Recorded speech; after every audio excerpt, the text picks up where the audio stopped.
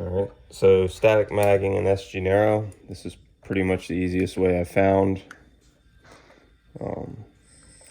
Take out the 3 fasteners. There's a third one right there.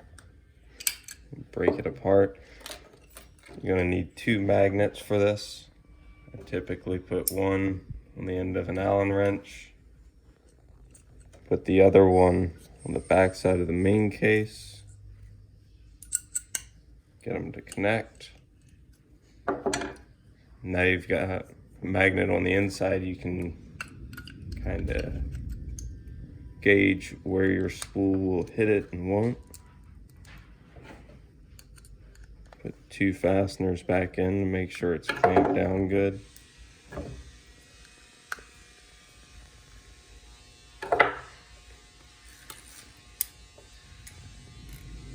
And as you can see, in certain spots it will hit, but you can move this to make sure it doesn't.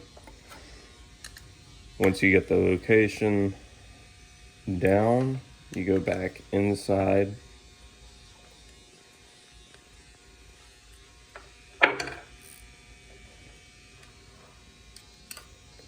and you want to mark wherever that magnet is. Once you do, you'll take it out, clean off all the excess grease, put a dab of super glue on the back of this magnet, and repeat until you've set your magnet. After that, it's just reassembly and fishing.